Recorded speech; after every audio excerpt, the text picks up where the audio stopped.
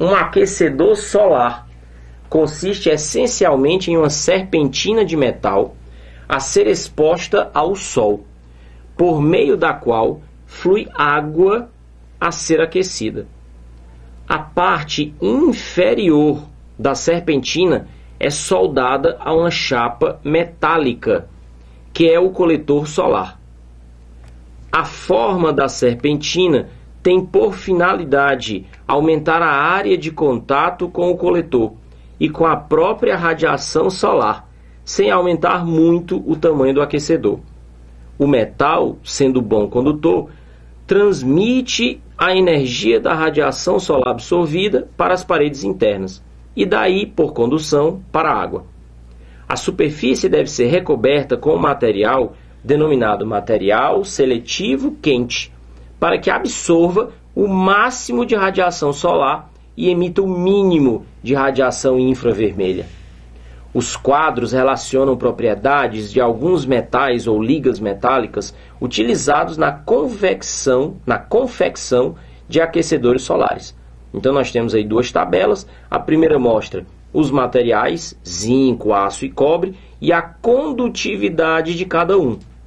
Repara que se for olhar para os valores, o melhor condutor, ou seja, aquele material de maior condutividade, é exatamente o cobre, enquanto que o de menor condutividade seria o aço. A segunda tabela, a tabela que aparece aí do outro lado, mostra o material seletivo quente. E aí então diz óxido e sulfeto de zinco, de níquel aplicado sobre o zinco, óxido e sulfeto de níquel e zinco sobre ferro galvanizado e óxido de cobre em alumínio anodizado. E dá a razão entre a absorbância de radiação solar e a emitância de radiação infravermelha. Aqui vale um detalhe importante, uma palavrinha até feia e esquisita, quando se fala absorbância, né? Se você procurar no dicionário, vai aparecer absorvência e absorvência. Significa de absorver, é uma quantidade, é um fluxo de absorção, ok? Olho na tela. Na sequência, o texto diz: os aquecedores solares mais eficientes e, portanto, mais atrativos do ponto de vista econômico devem ser construídos utilizando como material metálico e como material seletivo quente, respectivamente. Então, pede exatamente duas avaliações. Qual deve ser o material metálico a ser utilizado e o material seletivo quente.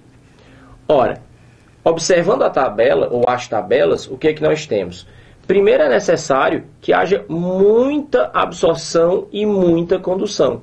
Então, olhando para os valores que aparecem nas tabelas, a gente vai ter que procurar o material que seja o melhor condutor, para que haja um maior fluxo e uma melhor transmissão do calor, já que o objetivo é absorver a luz, converter isso em energia térmica e usar essa energia térmica para aquecimento da massa de água. E para isso também precisa ter muita absorção e pouca emissão, exatamente para que esse calor consiga ser capturado. Olhando para a tela, então, o que é que nós teríamos? Você vê aí que na primeira tabela, o cobre é aquele que apresenta a maior condutividade.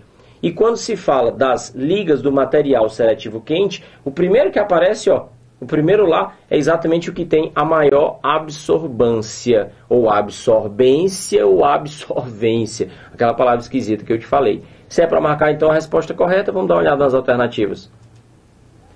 Tendo como maior condutividade o cobre e a maior absorvência de material seletivo quente, óxido de sulfeto de níquel e zinco aplicado sobre zinco, nós teríamos que dizer que a resposta correta da questão seria a alternativa E.